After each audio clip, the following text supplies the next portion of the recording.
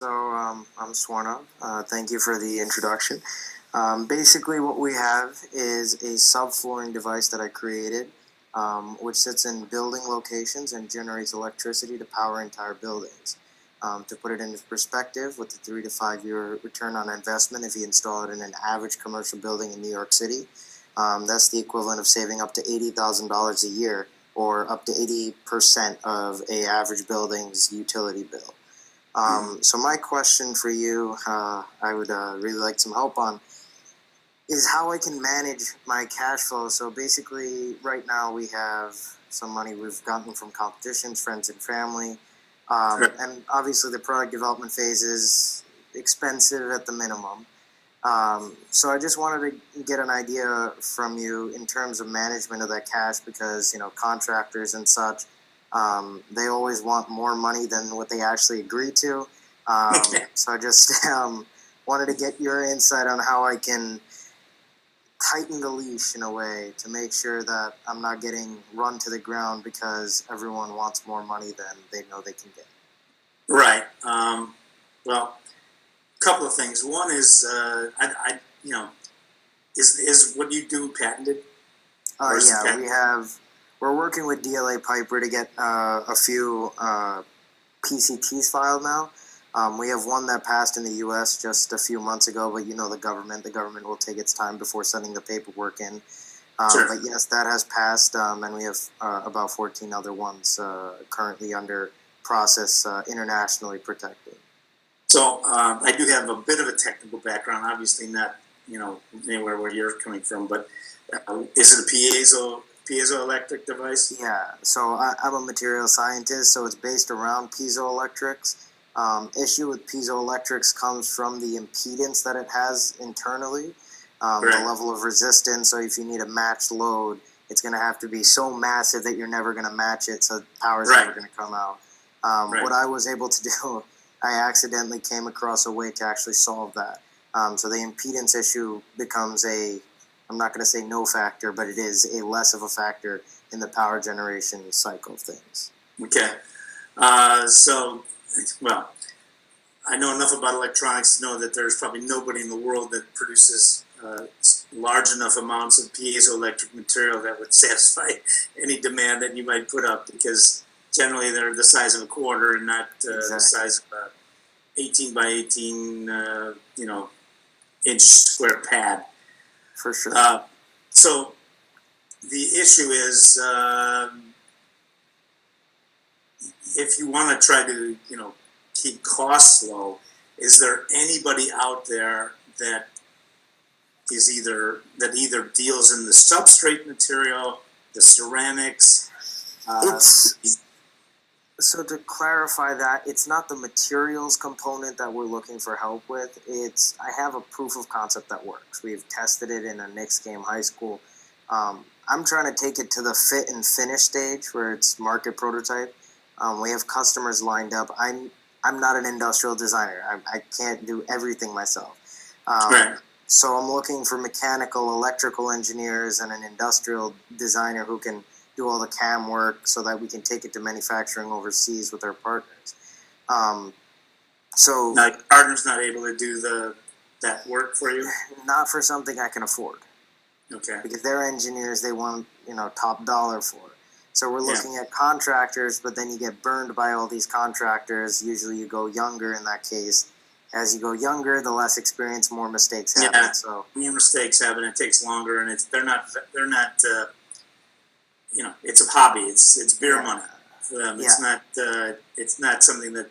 So when we did Redbox, what we did is we found people that were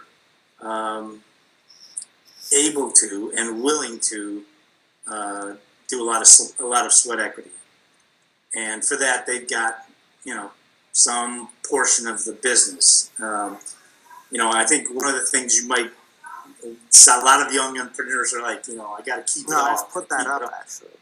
I've actually offered up equity in a consultancy agreement form, meaning for every hour you work, we convert that right into shares. So it's a vesting schedule that's accelerated based on hours. You're probably not going to get, I don't know if you're approaching actual businesses with that idea, or people that are experienced individuals. So I would still go at that route because I think, unless the world has changed from when I was doing things, which I doubt, there are people out there that are willing to take a flyer, especially if they don't have to, quit their day job. For sure. You gotta have somebody who's, you may have to go through 3 or 4 people. I mean, when we did it, we went through, 5 or 6 people in the engineering cycle before we found somebody that we said, all right, this guy's good. The rest of them just, we said, here, go, get out of here. But I mean, So how could you avoid burning too much cash in that vetting process? Well, it's something I'm sure there are websites where you can go on and find people that have skills that can do certain things for you, and that are willing to do stuff either at a lower scale rate or for part cash, part part payment, especially if they believe in it. And that's what you really need to find. You need to find some people that believe in what you're doing. When we started Redbox, Blockbuster was the god. It was 300-pound gorilla, and most people thought we were crazy, and especially people with money. People that we approached with money all thought we were nuts. But we found a bunch of people that thought, hey, this might be something, and I'll waste my time on it as long as it's not a full-time gig. And all those guys did fairly well.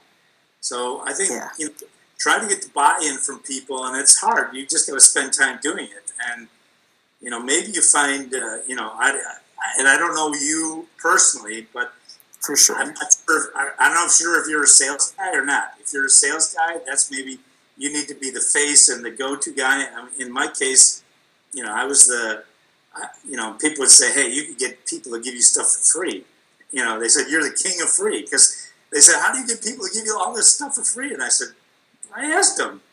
And they're like, that doesn't make sense. Everybody's doing stuff for money and you're asking people for free. And I go, I don't know, they didn't want to say no. So, asking is free. Yeah, you can find people to help you out. And, there's probably, I'd say the most critical thing you've got cooking is the thing you need to concentrate on the most. Whatever that is. And if it's the CAD drawings, you've got to just do what you got to do. You got to find the money to make it happen, or you got to pay somebody, or you just got to make it attractive enough to get the right guy to do it. Okay. But then you solve the simpler things later on. Okay. Now, don't try to do everything at once, because you don't know what X is going to turn into Y. So if it's the mechanical CAD stuff that's gating item here, then concentrate on that shit. Don't worry about production and distribution and hiring accountants and all that crap, because it's like a baby. The baby crawls first, and then it runs. I'd go after the CAD guys and just keep. And again, if you're not the guy that, I don't know if there's anybody in your organization that can just talk, anybody out of a dime. He's the guy that you need to go out and say, find me this guy. This is your calling here in the company. If you want to be useful to us, go out and find me this person. For sure. So, I guess then there is no golden bullet to making sure that one guy you hire that has the perfect resume is going to be the one that's not going to run you to the ground with cash. Well, you just got to stay on the guy to make sure. If you say, okay, I'm hiring him to do this job. You tell me how long it's going to take to do this job, and then you don't sit there and say, if he says it's going to take 5 weeks, you don't contact him in 5 weeks and say, how you doing? You contact him tomorrow and say, how you doing? Yeah. Next day, where are you at? Next day, where are you at? And within a week, you'll know that this guy's full of shit. And you can say, dude, you're gone. And maybe have guy number 2 in the background to say, this is what this guy's doing. What do you think? And he may go, the guy's full of shit, or he's not working on your thing, or he's doing a crummy job of it. And then maybe he's the guy that takes over the project if this guy stumbles. But I think what you got is a pretty cool idea. Thank you. And I can't imagine there aren't people out there that think, I'd throw some money at this, or I'd throw my time at this. So, I don't know what you're looking for. What it would cost, what you need to get the CAD work done. Well, based on the current way, well, there's two things: mechanical CAD and circuit design work. Two things that I'm not overly competent in. I'm more of the person that can just put wires together and say, hey, it worked, that's it. So I need someone who can throw it together in a technical sense, so that I can get it put together in a nice fit and finish eventually. Altogether, the quotes I'm getting from development type firms who it's 100 hours of work max if someone is slow and they're lazy burning 90% of the time. They're still billing like 300 grand. They're saying anywhere from $200 to $300 an hour for their work. I said, okay, no. I go to the freelancers. The freelancers say, hey, I'll do 5,000 with a $20,000 commitment after fundraise, because we have investors through the line waiting to throw cash once that's done. Right. And they're agreeing to it. Next thing you know, I'm still on their phone. I'm on their ass every day. But then those are the wrong guys. Exactly. So I've been burning through a lot of cash and trying to go overseas, here, freelance, students, old people, everything that you can think of. So I haven't found the right one. Where would you manufacture this overseas? So right now, the injection molding components for the housing, we have, my uncle has a manufacturing plant and partner. He's an investment broker there. So he has a facility there that's going to be able to pump out all the housing components. The sensor IoT parts, that manufacturer has a partnership with a Foxconn subsidiary or something of that nature, that in China that can basically build all the sensor IoT components. We bring it into the U.S. We've been working with Pete Ricketts in Nebraska to get an assembly plant together once the fundraising closes and we get the cash in, so that we can be uploading the software component of over here. That way you have so many different chains. Why would you build it here?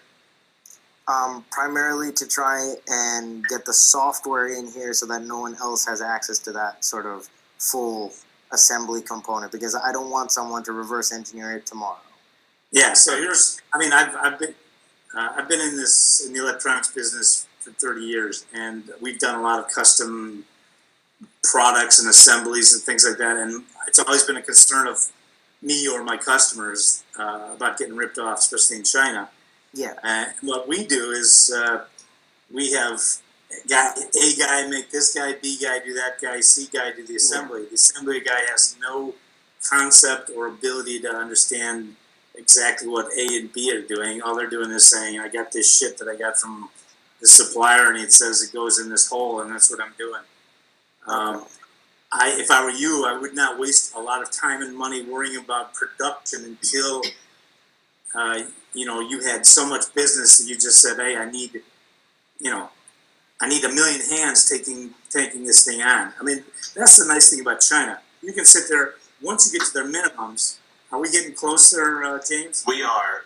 So we're right at time here, Mike, and Swarnav. I tell you what, Swarnav, why don't you give me a LinkedIn request? I'll reply, give you my cell, we can talk, and maybe we can help you out with this. I know some people that might be interested in doing some work with you on the CAD end of it. Absolutely. Thank you both. Appreciate it. Thank you.